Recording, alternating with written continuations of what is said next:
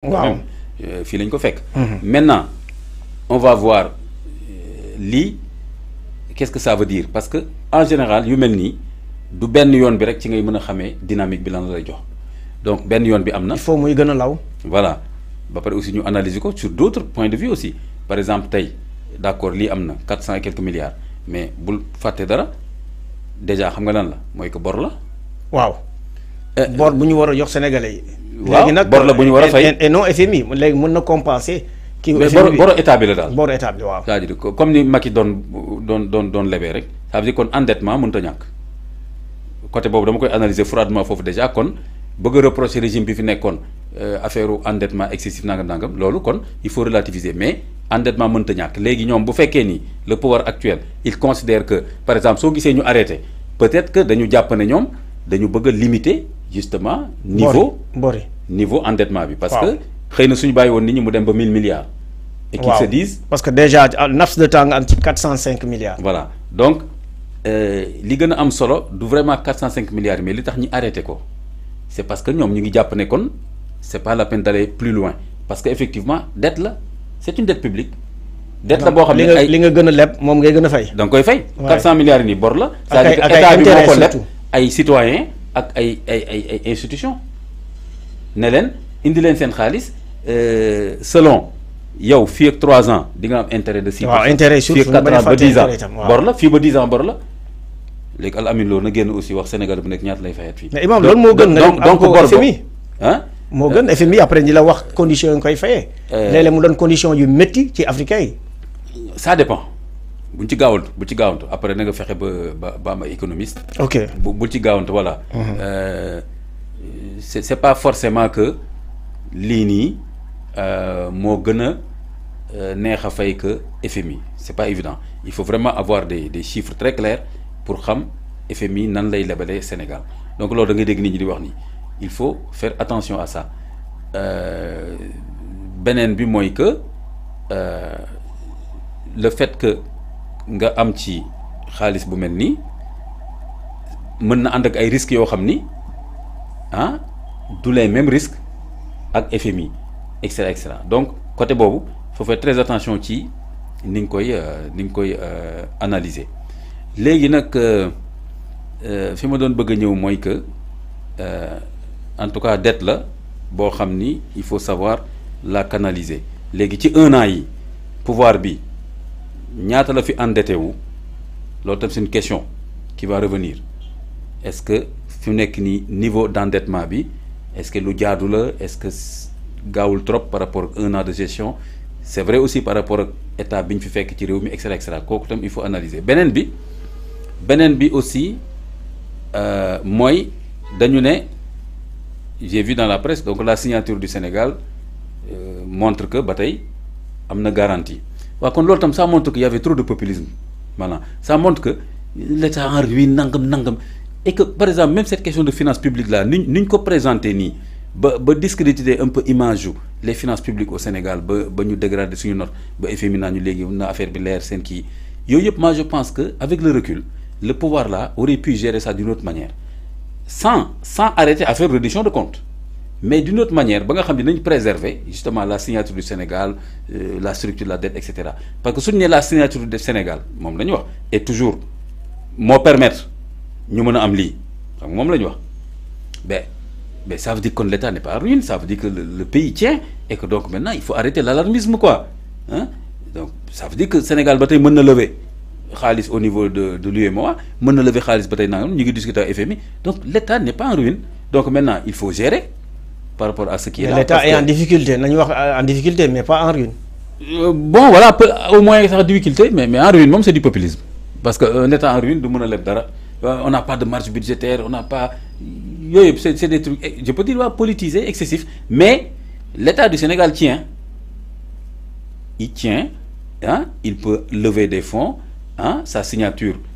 est respectée ñu ngi discuter ak FMI ba tey FMI lu mu bëgg mooy ñu leeral ko un peu ce rapport la Cour des comptes et cetera mais leçon bi ñu ci war a tirer encore mooy nañ def attention toujours gis nga les combats politiques boo ko mënewul ak intelligence tamit mën nga affaiblir sa dëkk alors que am na yoo xam ne même bu jaaduwul loolu laa bëgg a wax même bu jaaduwul par exemple certaines pratiques financières d'écriture comptable yoo xam ne par exemple régime bi passé def nañ ko je peux vous dire même bu ci amee lu jaaduwul yow pour préserver sa image en termes de finances publiques ak pour mën a lever ay fonds ak nangam-nangam. daf lay war a jaral nga bañ a tenir yenn type de communication bi sur l'image de ton pays donte woon sax am na ay nit yoo xam ni au niveau des pratiques ci gestion finances publiques yi def nañ ay fautes et cetera yooyu nga régler ko comment je vais dire là de façon domestique néew ma ñu bàyyi leen nga régler ko de façon domestique. sans pourtant opinion nationale ak internationale yëpp. voilà sans jéegaane forcément tam dañu wax ni mais soo jaay doole taxawee la. mais comme ñoom li ñu waxee di waay dañuy wax dëgg àdduna bi yëpp xam ne dañ doon saaxee réew mi kii je ne pense pas que ça a été productif et que c'était pas forcément intelligent lu mel noonu alors kon mën nañ génnee le rapport Cour des comptes wala transmettre ko à la justice topp ñu muy topp ba fi mu nekk ni am na ñu topp am na ñoo xam ne daaw toppoon nañ leen am na ñoo xam ne dañ leen topp encore et cetera sans forcément nag léegi ngay tenir benn communication boo xam ni moom ku ko dégg à l'extérieur daal ne mais ce pays là c'est la pagaille fii moom xaajal leen quoi ba ñu régler seen problème seen biir. ok loolu laa bëgg a wax quoi. d'accord Imam déjà en parlant de FMI parce que xam nga keroog sampoon naa la fii laaj par rapport ak waa APR mi ñu wax ni dañoo amoon rendez-vous ak waa FMI. fu ñu mujjee voilà lan nga yow waxoon nga ni sax loolu dina la bett. bu dee am na. voilà dans la semaine am nañ beneen courrier di waa FMI di xamal askan bi nii ñoom kalewuñu benn rendez-vous ak li nga xam ne moom mooy. waa APR pour mën a waxtaan ci li nga xam ne moom mooy date bu ñuy wax. ah bon loolu tam noonu li nga xam ne moo ñu jaaxal. ma ne balaa ñuy génne fi nii ma wax la parce que déjà yow woon loolu nekkoon na équation sa bopp. jaaxal na ma de. voilà ñu bëgg ëlëm nit ñi mais quand même maanaam aussi bien démarche APR boobu ça m'a fait surpris man déjà man contre naa maanaam nañu mënee na combat et tout suñu biir et cetera même li ñuy wax le linge sale se lave en famille am na fu mu baaxee itam ci réew c'est-à-dire que ni on n'a pas dit de ne pas laver le linge. waaw dire que on lave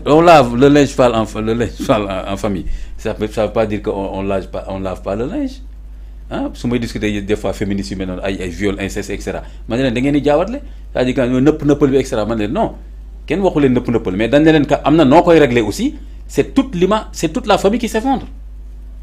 ah kenn ñaanu ko mais tey jii dañu ne tey benn kër benn waajur siif doomam bu jigéen mais quand même lu doy waar la mais en même temps am na noo koy régler c'est cette famille qui s'effondre donc mais ça veut pas dire que ni xoola est-ce que loolu ça veut dire que dañoo wax waajur bi dañ ko bàyyi xale bu jigéen mu defal ko neex xale bu jigéen mais yooyu mag ñi dañ ko doon régler xale bu jigéen dañ koy génnee kër gi yóbbu ci benn kër bàjjanam ci beneen région sax wala fenn et cetera des fois sax yaay ji sax ñu tas sëy bi et cetera waajoo ji am na et cetera mais au moins xale bu jigéen boobu elle a un avenir mais doo am noo koy présenter noonu en public ba ñu kii la papaam siifoon loolu rafet na loolu yëfu nit la donc kenn waxul nëppal mais en même temps aussi la preuve mooy lu tax vie privée am lu tax yoo xam ni discrètement lañ koy régler bu loolu amuloon dana doy war de donc sur le plan aussi même politique am na yoo xam ni da ngay def ay arbitrage da ngay xool le moindre mal doo ko ne Ablaye Ndiaye sàcc na 20 millions loolu jaral la tam nga wër ci adduna bi yëpp di wane ni Sénégal seen ministre yëpp ay sàcc lañ nangam ak nangam mais ça va pas non donc Ablaye Ndiaye boobu mën nga ko jàpp dem tëj bu fekkee ni effectivement dafa jël sans que kii mu demee noonu. nga dugal ñëpp ci benn kii voilà kon loolu problème la kon ci affaire rapport Cour des comptes boog loolu la léegi pour FMI Banque mondiale en tout cas Sénégal retiré wul ay clients la ñu foofu Sénégal nag mooy dem ba set comme ni ma la ko waxee affaire lii ñu jël nii. 405 milliards 405 par exemple eurobond yooyu ñu jël FMI daf leen ci découragé woon te FMI du leen waxu daf noonu FMI daf leen wax ni li ngeen ko jëlee nii baaxul taux bi baaxul ci yéen et cetera donc yooyu yëpp ay arbitrage la mais ñoom fekk temps boobu soxla nañ xaalis. waaw ñu dem jël ko à ce taux FMI ne leen non surfinancement la. débat boobu mi ngi fi ba tey donc pourquoi ñu def surfinancement alors que FMI ne leen mais non amoon ngeen xaalis ci kees bi boo xam ne mënoon ngeen ñu ko laaj wala xaw ma lan ak lan donc des fois mu nekk ay kii yoo xam ne purement politique donc yooyu yëpp la ñu war a poser. ok de façon sérieuse vrai patriotisme mooy tamit nga am intelligence mën a def ay arbitrage xam le moindre mal xam ne lii c'est une question beaucoup plus personnelle qui concerne quelques individus plutôt que le fonctionnement global de l'État yooyu yëpp tamit dafa laaj dal ak truc mais un peu. gis nga keroog ministre de la justice li mu wax noonu attention de message la pour le pouvoir de parce que li mu leen wax noonu j'ai l'impression que certains considèrent que la priorité c'est d'enfermer des gens plutôt que le fonctionnement normal de la justice ma ne attention pouvoir bi. nañ interpréter bu baax ministre bi li mu wax xam na li muy wax de parce que moom nekkoon na ci secteur bi ma ngi ci ba tey yàgg nañ ko teg ay pression de la part de la classe politique et cetera kon su leen waxee lii nañ ko jàngat bu baax a baax te bañ a wax rek waaye ñoo am suñu majorité fi mu nekk nii assemblée nationale nangam xaw ma ne une justice rapide xaw ma nangam daf leen mu ne leen attention bu ngeen yaakaaree ni justice bu jaar yoon rek mooy tëj nañ ñu bëri rapidement du noonu. d'accord Imam dañuy dem ci il faut faire attention à ça. waaw dañuy dem ci kaawu benn sénégalais bi nga xam ne nag déjà diwaanu Brésil.